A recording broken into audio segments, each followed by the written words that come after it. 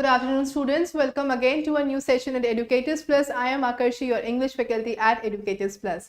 So, students, today we will be discussing about all the important concepts that we have starting from the British literature to the European literature. I have brought the question covering all these units. Okay, so I will be explaining again you the concept which I might have explained you in my previous theory session, so that you don't forget, because exams are near and it's important that you revise the concept that you have already studied. Okay, so please let me know in the chat box, am I audible and visible to you properly? And are you ready to begin with the class?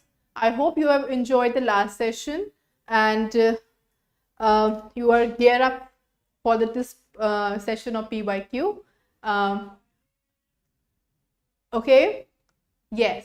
So now let's begin. First of all, we'll be discussing about the question that have been, I have given you as a homework question that in my previous mock test series video, and today I will be telling you the answer of it. So it was about Anna Karenina, and the answer is 1, 3rd, and 4th. Okay. So 1, 3rd, and 4th. So please remember these points about Anna Karenina by Lev Tolstoy, because again I'm telling you, please read about Anna Karenina, because again a very important text from your examination point of view. Okay, so please remember the important points, themes, character, incidents, situations, circumstances, everything you have to please make a note of it, because Lev Tolstoy का दो ही work आपको ज़्यादातर याद रखना, that is War and Peace and Anna Karenina. So please make a reading of both of them. Okay. Next, Philip Sidney wrote an apology for poetry in immediate response to. Okay, so I have told you that Philip Sidney has written a work, Apology for Poetry, okay, or Defense of Poesy. So it is an immediate response to which of the following work? Plato's Republic, Aristotle Poetics, Stephen Gozon's The School of Abuse, and Jeremy Cole's Immorality and Profaneness of the English Stage. Please let me know in the chat box. Is it A, B, C, or D? Very easy question and a very important one as well.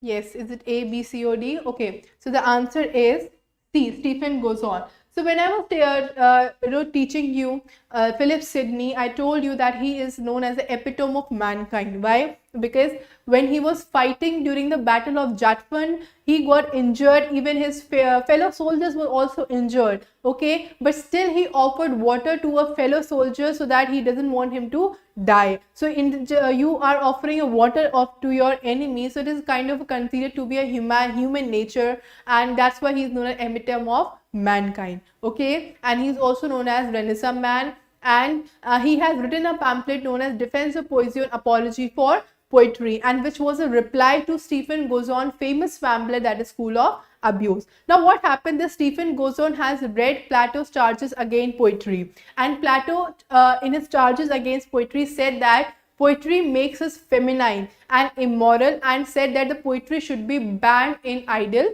republic. Okay, so he said that poetry makes us feminine and immoral and it should be banned in the idle republic. Okay, and Stephen Gozon, after reading Plato's charges against poetry, he got very inspired, and with the inspiration drawn from the Plato's charges, he has written the work School of Abuse. Okay, and Gozon said that poets are liar and poetry is immoral. So these were the two things which were actually pointed by Gozon in the School of Abuse, that poets are liars and poetry is immoral. Now when Sidney read about this School of Abuse by Gozon, he was very infuriated, and he elaborated his views in his work Defense of Poetry, and under the title Apology for Poetry. Okay, so what did Philip Sidney said in this particular pamphlet? He said that poetry is not mother of light, as it does not promises anything. Okay, so when you have changed your action in the future, if you not promise something, then how you can be a liar?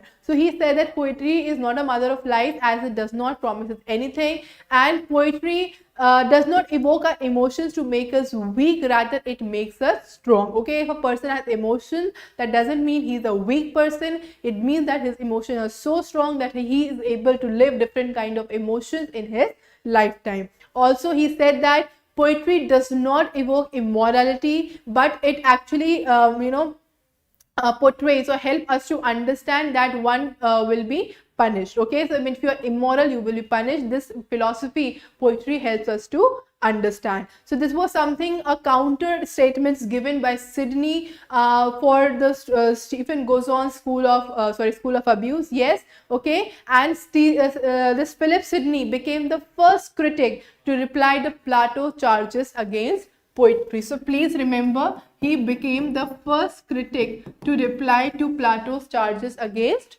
poetry. Is this clear about this pamphlet? Okay, please remember all these points which I have told you, very important from examination point of view. If you look at the previous year, this type of question or this kind of question has been asked in your exam. So I have explained everything about Stephen Gozon, School of Abuse, and Philip Sidney, An Apology for Poetry. Okay, let's move ahead now. Essays of Ilya was published in. Okay, tell me, Essays of Ilya was published in which of the following year? Is it A, B, C, or D?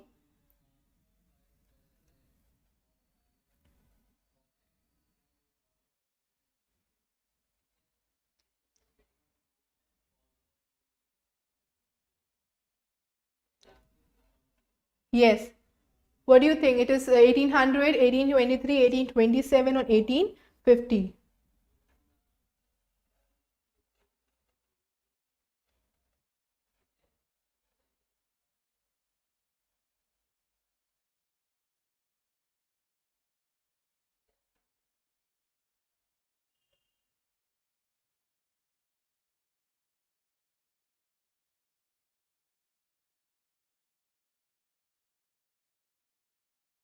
Okay, so the correct answer is 1823. So please remember that Essays of Ilya was published in 1823 and it was written by Charles Lamb. Okay, so you should remember that father of essays is Montaigne. Okay, he is a French writer and he has written a lot of essays, from which the essays got transferred to English as well. And as father of essays is Montaigne. Father of English essays is Francis Bacon. Okay, and prince of English essay is Charles Lamb. Please remember, very important from examination point of view, that father of essay is known as Montaigne, father of English essay is Francis Bacon, and prince of English essays is Charles Lamb. And he has written an essay collection, Essays of Ilya, which he has dedicated to his cousin Bridget. Okay, so Coleridge and Hazlitt were the friends of Charles Lamb, and what happened, that his cousin Bridget, okay, Mary Lamb, okay, she was actually mad, she was cynical, and she has been responsible for murdering her own mother. Okay, so when she was there downstairs, and when Charles Lamb came up from upstairs, he has seen that his cousin Mary has been stabbing his mother, so he was responsible for this hysterical behavior, and she has been considered to have murdered her own mother, and that's why she was sent to the mental asylum too, because she was taken as dangerous towards the mankind, and she was taken to asylum. Okay, then Charles Lamb didn't like this the brutal treatment which was given to Mary Lamb in asylum, and he wanted Mary to come back. Okay, and during his walk, Charles said that I don't want Mary to live alone, because her nature is very hysterical and she will be treated ill. Okay, ill treated, and that's why what happened, Charles Lamb loved a lady, but her lady wanted to send this cousin of Charles Lamb to asylum, because he doesn't want to live with that lady. But Charles denied this kid, he will be living with Mary, and he will not send her to asylum, and that's why he renounced his love for that lady. And later one day, when they were having a walk, this Charles said to Mary that, Mary, please die, because when I will die first, I don't know who will take care of you. Then Mary said, yes Charles, I will die first. So this kind of relationship Charles Lamb used to share with cousin Bridget, and this Essays of Ilya has been dedicated to his cousin Bridget. Okay, please remember these points. Okay, next. In the following cluster of poems by Shelley, which one has the voyage motive? Okay, so which one has a voyage motive? Adonais, Revolt of Islam, Ode to the West Wind, or Alastor. We have discussed all the poems, so please let me know which of the following is the right poem.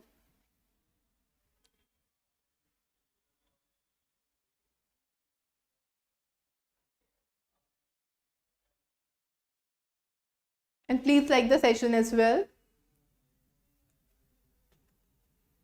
Okay, it is Adonais, Revolt of Islam, Ode to the West Wind, or Alastor.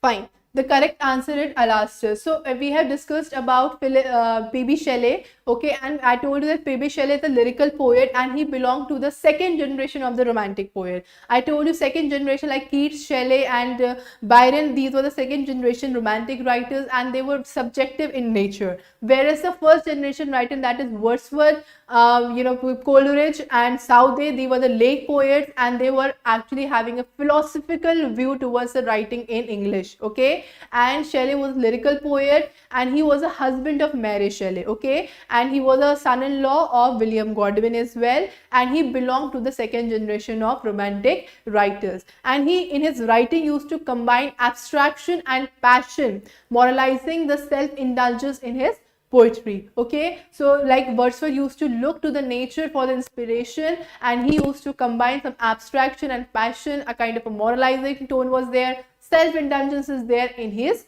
poetries. Okay, so now we'll discuss one by one his poetry. So first of all, Ode to the West Wind. So Ode to the West Wind, I explained you that it is about a poem, it is a poem about revolution, political change. Okay, so please remember Ode to the West Wind is a poem about political change and revolution. Okay, so it is a poem about political change and revolution, and in the first three cantos, wind is personified as the creator of life and later it has been taken as a destructive force. Okay, so the wind in the initial stanza has been a creator of life and then it has been personified as destruction force, and this poem ends with the invocation, "O heart," and there is an alliteration which has been used in this poem, that is west wind. Okay, west wild wind. Okay, so this was a alliteration that has been used, that is wild west wind. This has been an alliteration has been used in this particular work.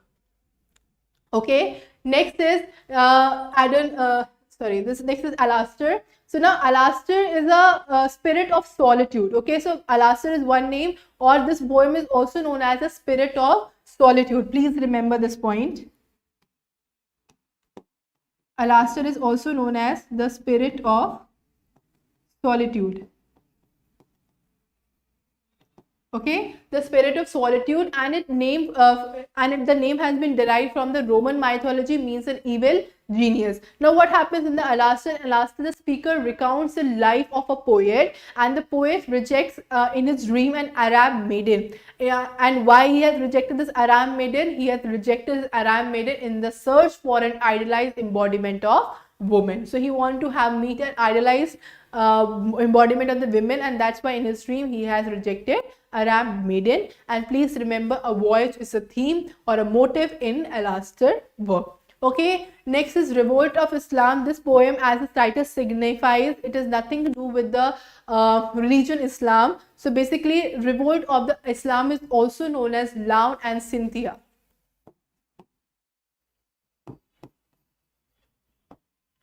ठीक है, इसका alternate title क्या है? Laon and Cynthia. And the poet reaches in this particular work to a mountain, and here on the mountain he observes an eagle and a snake battle. Okay, the eagle and snake are fighting, and who won the battle? Eagle won the battle. Then the woman takes this injured or wounded snake and a poet in a boat. And now Laon and Cynthia, the plot centers on two characters, or the two fictional characters, which is named as Laon and Cynthia, who initiate the revolution against the despotic ruler of the fictional state of Argolis. Okay, there is a fictional state Argolis, and uske against revolution start करते हैं. And who were the writers who start the revolution? It was Laon and Cynthia. That's why there's an alternate title of this work, Laon and Cynthia. And please remember, the revolt of Islam has nothing to do with Islam in particular, and it's a general subject of religion is addressed. Okay, the general subject of religion has been addressed, not to a specific religion of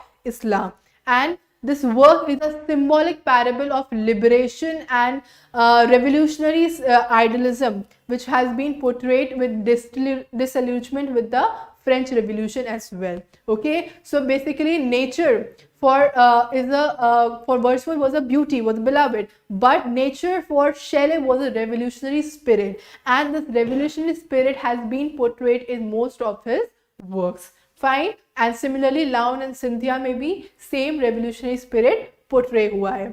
Next is Adonais. So as I told you, Adonais is an elegy written for Keats. Okay, it is an elegy written for Keats. जब मैंने एक short बनाया था, short video, उसमें मैंने आपको different elegies बताई थी, who has written the elegy for whom. उसमें मैंने आपको बताया था that PB Shelley has written an elegy on the death of Keats, and it's a kind of a tradition, it is written a kind of a tradition which was written in which Lycidas by Milton was written, that is the pastoral elegy. Okay, and in this there's a pastoral elegy, and there's a use of Spenserian stanza, and the poem is actually in the manner of Greek elegies, and Keats is lamented under the name of Adonais, the Greek god of beauty and fertility. So please remember, this Adonais is a god of beauty and fertility, and Keats has been lamented under this particular name. And please remember, in this particular elegy, not only Keats has been lamented, there are some other authors who have been lamented. And who were these authors? Philip Sidney, Lucan and Chatterton.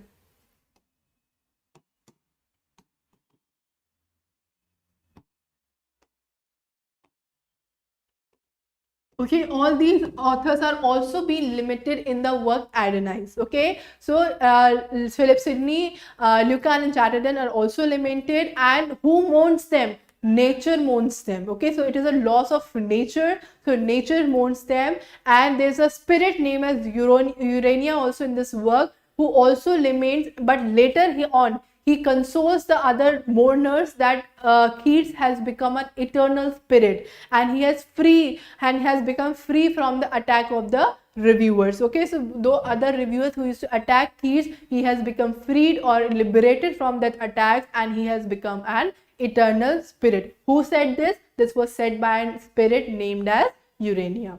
I hope I have made myself clear about these points. So please remember all the important points of this work, because P.B. Shelley is the most remarkable writer when it comes to romantic literature. So please remember these works. Let's move to the next question. Which of the following characters is killed in Achebe's Things Fall Apart, conformity with an African tribal custom? Okay, so which of the following character has been killed in this particular work? So when I was teaching you about post-colonial literature, I have discussed about Chimamanda Achebe and Things Fall Apart. So you must be remembering, this is not apart, this is apart. Okay, which of the following writer is that?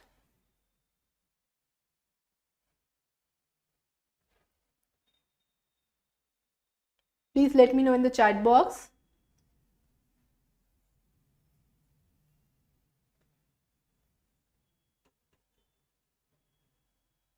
Okay, so the correct answer is Ike Mefuna. Okay, so please remember that Things Fall Apart is a work written by Chinua Achebe, and Achebe is a highly regarded African writer, I have already told you, and he has been awarded with the Booker Prize.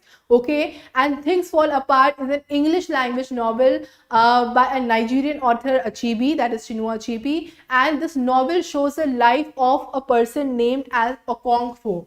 Okay, किसकी life दिखाई गई है? ओकोंगो की life दिखाई गई है. ठीक है, इन who was as showed as a leader and a local wrestling champion in Umuofia, which is actually a kind of collection of a village of 9 villages in Nigeria. And कौन रहता था यूमोफिया में? Umuofia में रहता था Igbo tribe. Okay, Igbo people used to live in Umofia.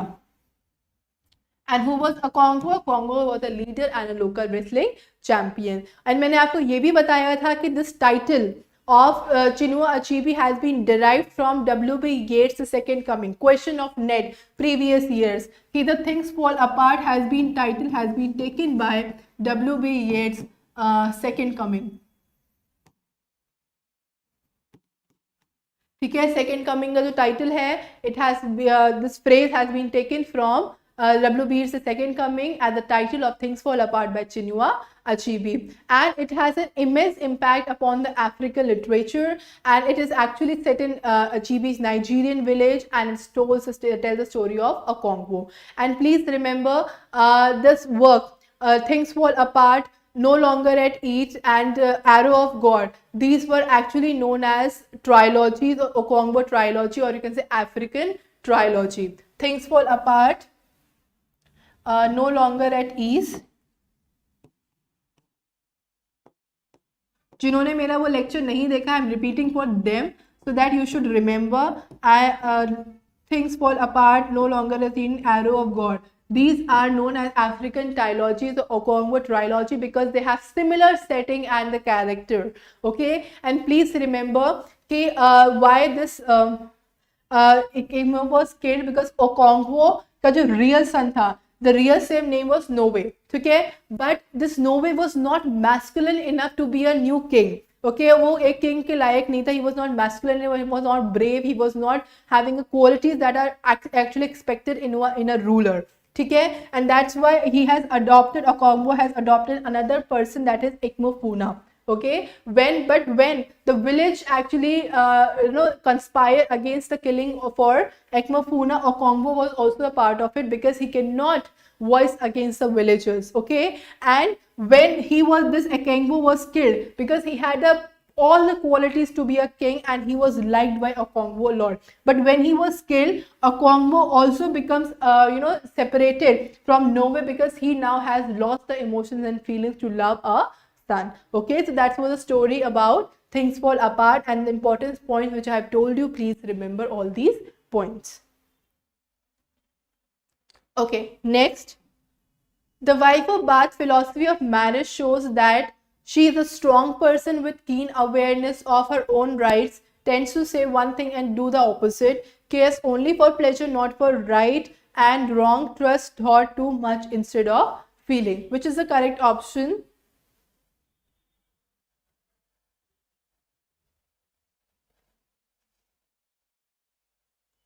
Please let me know in the chat box which is the correct option. Okay, so the correct option is a strong woman with keen awareness of her own rights. So wife of Bath is a very important character when it comes to Canterbury Tales by Chaucer. You should remember Canterbury Tales, Chaucer has been taken from or inspired by Decameron by Boccaccio. ये मैंने आपको बताया था. Now wife of Bath, she has been called, her name was Madame Ellison. Okay, and she has been called as Madame Gossip by her. Her name is Ellison, and she has been called as Madame Gossip by her friends. And she has married 5 times. And the marriage of wife of Bath has taken as a satire on the women, on wife of Bath, that she has been recognized by her marriages only, and she has nothing to do with the character. It is also denotes the adultery of a woman, that is of wife of Bath. And she was married 5 times, and she has been called Madame Gossip by her friends, and her name is Alison. Okay, and her 5th husband, okay, she claims that her 5th husband Jenkin, उसका 5th husband का नाम क्या था? Jenkin. She claims that her 5th husband has been overpowered by her, and she calls all her marriages as experience. And please remember, in history of English literature, she is the first woman to question the chastity, okay, to question the base of chastity, which was answered by student of Oxford in Canterbury Tales. Okay, she questioned chastity, why chastity is required in a woman. Okay, and it was answered by student of Oxford. And she tells a tale about a courtier who was exiled by King Arthur, and he said, King Arthur given him a task that please come with an answer that which is that one most important thing that is desired by all women. Okay, and if you don't come with that answer, you will be killed. So now this courtier goes around various countering various women that which is that one thing that is desired by a woman in a man, and nobody answers her. Okay, and answers him. Ultimately, he came across an old woman who says that I will answer your question, which is that one thing that is desired by women in a man, but in return you have to marry me. Okay, so the courtier said, okay, it's better to marry her than to die. And the lady answered that it is complete sovereignty, complete dedication of a man towards a woman, and complete submission a woman desires in a man. And if a man has this thing, a woman will ultimately marry that man. Now what as a written, this person marries that old woman, and he was prevented from dying. Okay, so if the males who are watching, if you do agree, and women who are agree that it is complete sovereignty from a man that a woman desires in life. So this was a tale which was told by Wife of Bath, and please remember the important details that I have told you about Wife of Bath. Okay, and Wife of Bath and Nun Prioress are the two the Wife of Bath and Prioress are the two female characters that have been portrayed in the Canterbury Tales. Okay. Okay, next. Arrange the following books in the order in which they appeared. Use the code given below. Okay, so you have to tell me the year or the ascending order from which these particular books have been written. All the works are by Samuel Johnson: The Dictionary of English Language, The History of Rasselas, The Vanity of Human Wishes, and The Lives of English Poets. Arrange them in ascending order.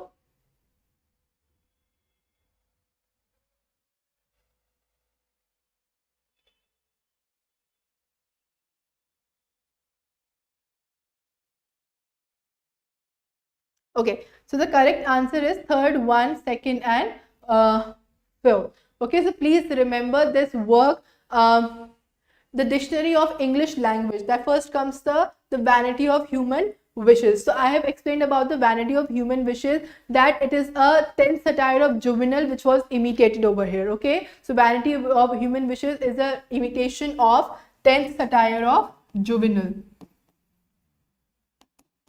And please tell me in the chat box if you have watched my video. You must be knowing that London, the work by Samuel Johnson, is the imitation of which satire of Juvenal? In the chat box, please let me know. जो London work है Samuel Johnson का is an imitation of which satire?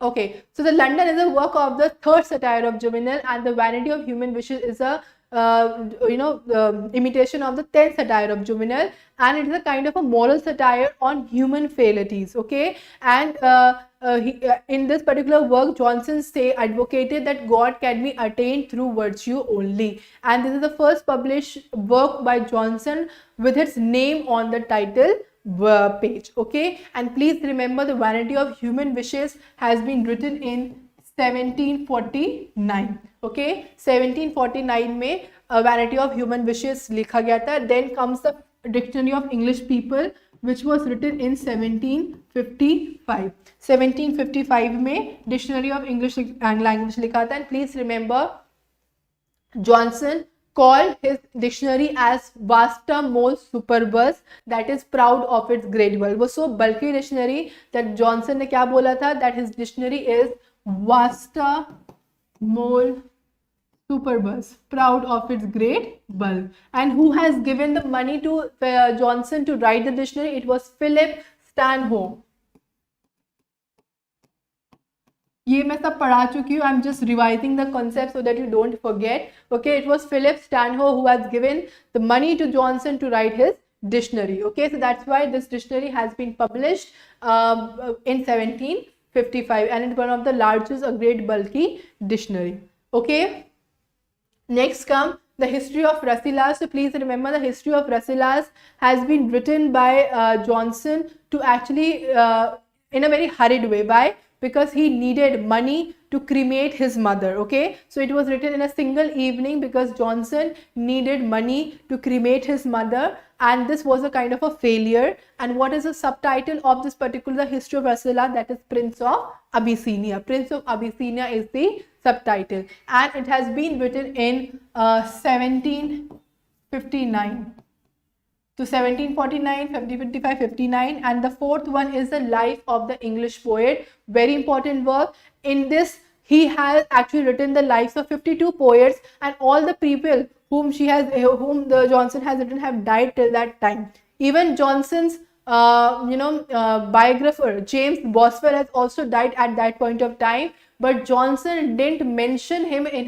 this lives of the poets. And it was Matthew Arnold who said that John Boswell licked the foot that kicked him. Okay, so he has written the biography of a famous writer, Samuel Johnson, but Samuel Johnson didn't take a pride to include him in his lives of the poets. Okay, so it is a kind of a prefaces, biographical notes, critiques of the works of the English poets that generally come under the title The Lives of the Poets, and it was written in 1779.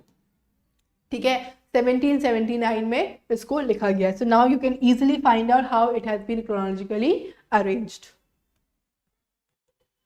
Next, which of the following playwrights will not be covered under the category theatre of absurd? Okay, so मैंने आपको theatre of absurd writers बताए थे. So you can easily make out from the list that which is not the absurd writer. Please answer in the chat box which is not a theatre of absurd writer.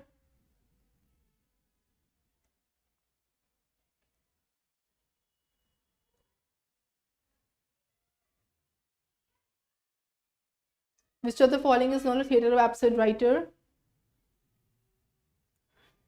Okay, so it is Jean Girard. So Jean Genet, Samuel Beckett, Eugene Ionesco, Harold Pinter, Albert Camus, Franz Kafka, Mallarmé. These all are the writers of theatre of absurd. But Jean Giraudoux is not a writer of theatre of absurd. Okay, so please remember the name: Jean Genet, Samuel Beckett, Eugene Ionesco, Albert Camus, Franz Kafka, Luigi Pirandello, and Jean-Paul Sartre and Mallarmé. So these were the writers of the theatre of absurd.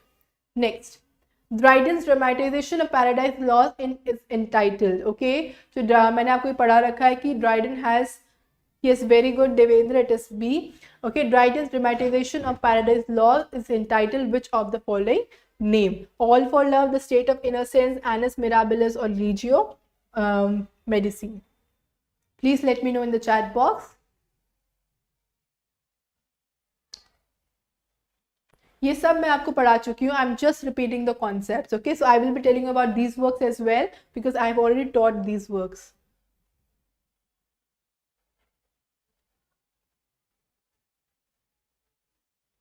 Okay, so the answer is The State of Innocence. So as I told you, Dryden was a very much famous writer of the Restoration age, and he has a famous historiographer and a famous poet laureate, and he has written most of the important works of the period, be it occasional verse, comedy, tragedy, heroic plays, odes, satires, even translation of classical works. He has written all these form of writing. Okay, and his work, The State of Innocence, is an adaptation of the Paradise Lost. Okay, so basically this Dryden published a tribute to Milton in the form of a musical adaptation of Paradise Lost, which is entitled as State of Innocence. And please remember, this play was never performed. Okay, it was never performed.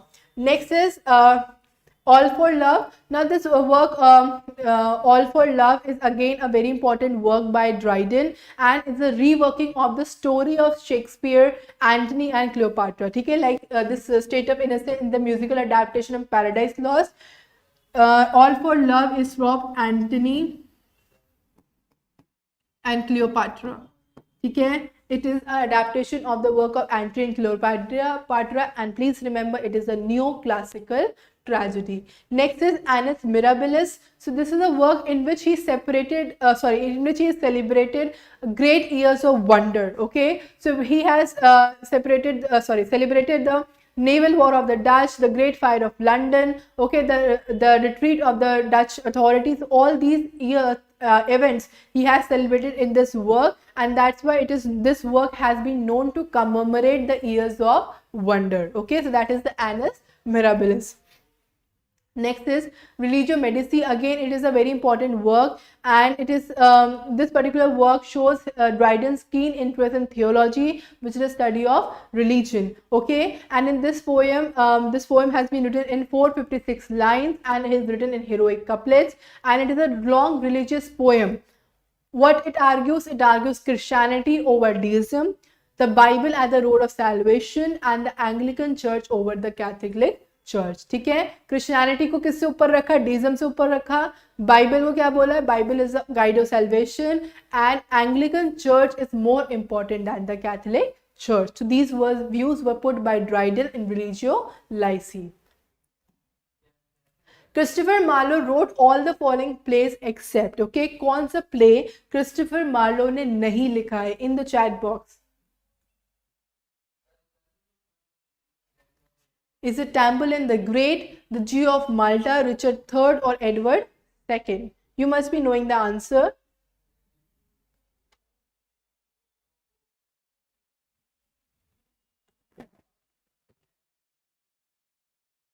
Which play has not been written by Christopher Marlowe?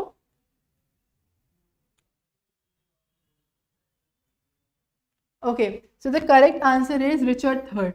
Okay, so जब मैंने आपको Christopher Marlowe पढ़ाया था, तो I told you that he has written Tamburlaine the great, and this play is written in 2 parts, and it shows the greed and lust for power. Okay, and this kind of a greed and lust for power, I told you there is one word for it, that is Faustian urge.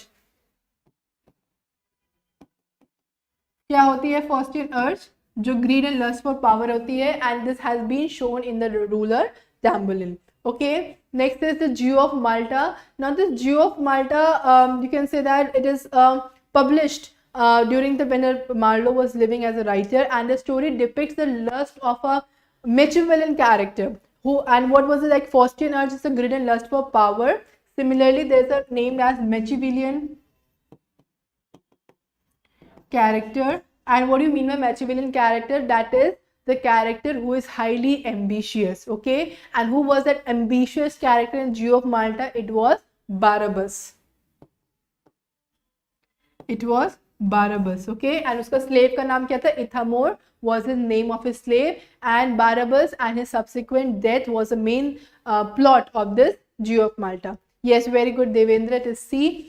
And Edward II भी मैंने आपको पढ़ाया था, that Edward II again is a very historical play that is written by Christopher Marlowe, and the story is about Edward's succession to the throne, the rebellion of Queen Isabel, and Edward's murder in Berkeley Castle. Please read this work, again a very important work. And the most important detail of this Edward II work is that this work, which was written by Christopher Marlowe as a tragedy, it influenced Shakespeare in writing Richard II. ठीक है, तो Richard III कुछ नहीं है, Richard II था, and which Shakespeare has written by getting influence from the work Edward II by Christopher Marlowe.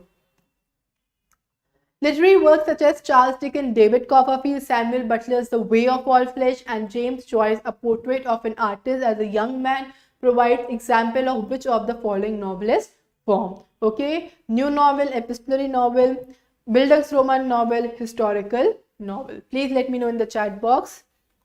Yes, Richard II. Which is the correct answer?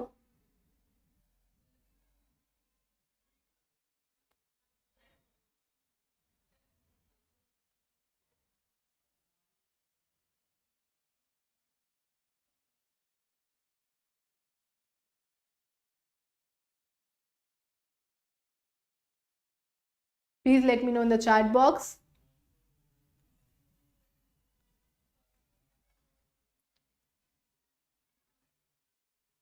Okay, so the correct answer is Bildungsroman. मैंने आपको बताया था Bildungsroman novel is a novel which shows the growth of a character.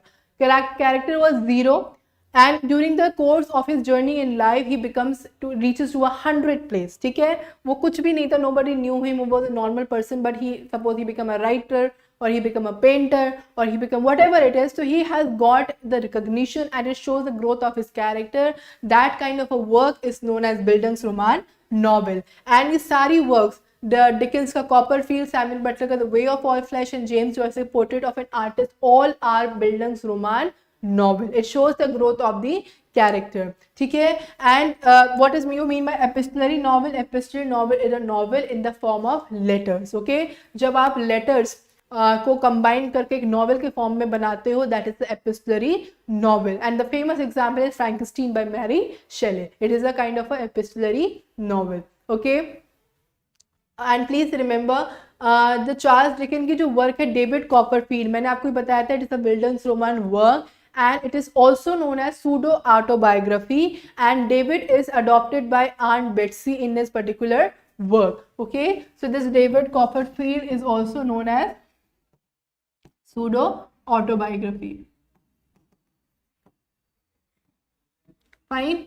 Next is Samuel Butler's The Way of All Flesh, very important work. So when I was talking about Butler, so मैंने आपको बताया था उसने Airborne Revisited, all these works he has written, and The Way of All Flesh is again a semi-autobiographical novel by Samuel Butler. ये pseudo autobiography थी, और The Way of All Flesh is a semi-autobiographical work.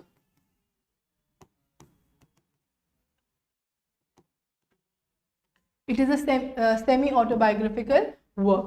Okay, so please remember there's The Way of All Flesh, semi-autobiographical novel by Samuel Butler, and that attacks the Victorian era hypocrisy. ठीक है, Victorian era को, Victorian age को इसमें attack करा गया है. And please remember this point, and also remember that this particular work traces the generation of the Pontifex family. Pontifex family की generation को ट्रेस करा गया है, and it attacks on the Victorian era hypocrisy. Now James Joyce, A Portrait of an Artist and a Young Man, मैंने आपको बताया था, it is again an autobiographical novel by James Joyce. ठीक है, James Joyce ने लिखा था ये A Portrait of an Artist and a Young Man. Again it's an autobiographical work, and who was the main character? It was Stephen Dedalus. Okay, so Stephen Dedalus is the main character who represents in Ulysses as well, and it is the protagonist of this particular work as well. Okay, and the novel recounts Stephen's development, his early childhood bullying at school, and adolescent crisis of faith, inspired and later on emerging as a poet. Okay, poetry and unbeliever. So you can see how the journey of Stephen Dedalus have been traced in this work, and that's why it is the Bildungsroman work. And please remember, Copperfield pseudo autobiography है, Way of All Flesh semi autobiography है, and Portrait of it totally autobiography है. Please, okay, so let's move ahead now. Which of the following statement on the ending of Kafka's Metamorphosis is correct? The death of Gregor Samsa is marked by. Okay, please let me know in the chat box. It's violent convulsions, a slow ebbing way of life, hardly perceptible, the miraculous appearance of a priest to administer the last rite, and the intense mourning of the cleaner who discovered the body. Please let me know in the chat box.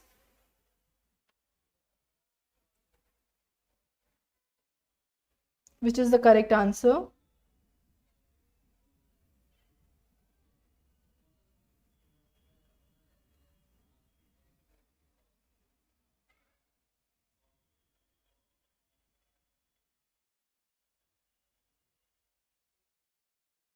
Okay, so the correct answer is a slow ebbing away life, hardly perceptible. As I told you, Gregor Samsa is a traveling salesman who one fine day wakes up to find himself has been turned into a venomous creature that he was not acceptable to the society. Okay, so I asked you to make a reading of Metamorphosis, very important work from examination point of view. Next, in which of the following plays of Luigi Pirandello, the stage itself, the symbol of appearance and reality, becomes the setting of the play? Okay, Luigi Pirandello, again an absurd writer, and tell me which of the following work has been the symbol of appearance of reality, which becomes the setting of the play.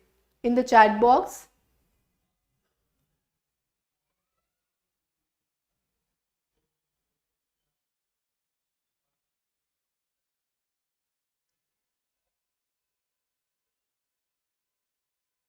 Which is the correct answer?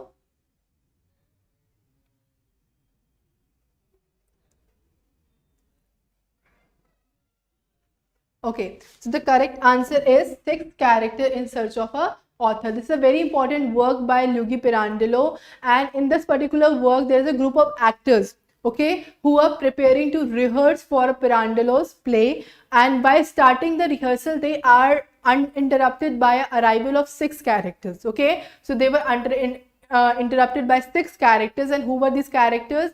The leader of this characters, the father, informs the manager that they are looking for an author to explain their story. Okay, and he says that the author who created them did not finish their story, and that therefore are unrealized characters who have not been fully brought to life. So, okay, so, the writer is responsible for bringing the character to life, and the writer who were writing the story of the six characters has left the work unfinished, and the work has not come to an end, and these characters have not fully brought into life, so they are looking for an author to complete their story. Okay, and then what the manager said, the manager actually says that was kind of a agrees to this appointment, but becomes more intrigued when they start to describe their story. Okay, so this was a kind of a plot which was in six characters looking in search of an author. Please read this work as well. Fine. Next. Which of the following statement is not true of The Stranger by Camus? Okay, I told you in Stranger there was a character named as Mauresalt. Okay, and he was a very absurd character, which is not true about The Stranger by Albert Camus. In the chat box.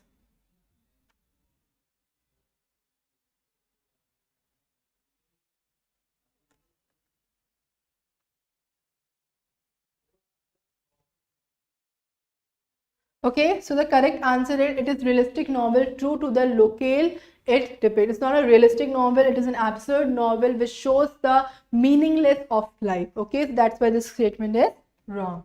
Next, in Beckett's Waiting for Godot, which character has 2 pages of unpunctuated real speech? Okay, so which character has a 2 pages of unpunctuated speech? Please let me know in the chat box.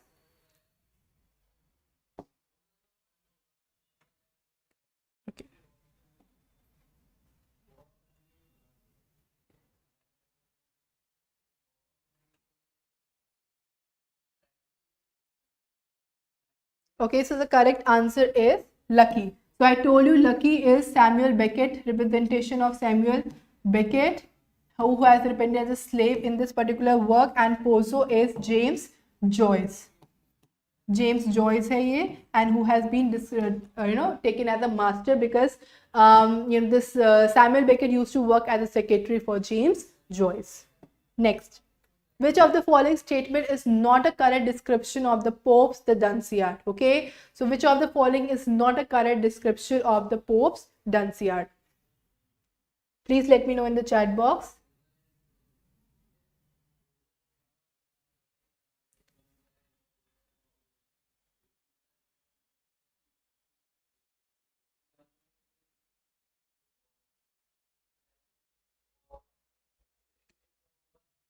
Okay, so the correct answer is it wishes to satirize Theobald only. So I told you that Dunciad is a work by Alexander Pope, and it is written into different versions, and basically the 4th book conceived as a sequel to the previous 3, and the poem is about basically it celebrates the goddess Dulness and the progress of her chosen representative as they bring decay, imbecility and tastelessness to the kingdom of Great Britain. Okay, and this it wishes why this statement is not correct because इसमें जो work में सिर्फ थियोबॉल्ड को ही नहीं satirise करा गया है, कॉली सिबर को भी सैटिराइज करा गया है. ठीक है, so please remember in this work Dunciad, Alexander Pope has criticized both Theobald and Colley Cibber and not Theobald only. Fine, let's move ahead. Which of the following statement on John Dryden is incorrect? Okay, so John Dryden, I told you, very important writer of Restoration age, and we have discussed some works as well. So which of the following statement is not correct about John Dryden? Okay, so John Milton and John Dryden were contemporaries. Dryden was a royalist while Milton fiercely opposed monarchy. Dryden wrote a play on the Mughal Emperor Humayun. Dryden was appointed the poet laureate of England. This is your homework question. Okay मैंने आपको Dryden के बारे में पढ़ाया है, Milton के बारे में पढ़ाया है. So please use your knowledge what you have gain from my lectures, also from your personal insight when you have read on your own the things. Okay, so please answer in the chat box or the comment section of the particular video. I will be looking at your answers. Okay, so that's all about today's class. We have discovered a lot of new points about the various concepts. Also, I have tried to cover the previous points so that you don't forget and it gets cemented in your brain. Okay, so this is kind of a thing, a mock test which I'll be bringing in further all classes as well, where I'll be revising the new concepts also, and also looking upon the previous concept that I've already taught. Okay, I hope you have enjoyed the lecture and you have gained a lot of insight. Please like the session and please comment on the video about the answer to this question and also your views about the session. In case you have doubt, you are free to comment on the comment section. Okay, so please subscribe to the channel as well. And this is the end, these are the end days of your exam, so share the lecture with your friends and the people who are preparing for UGC NET, because when you help someone, God helps you. Okay, so take care everyone. Goodbye.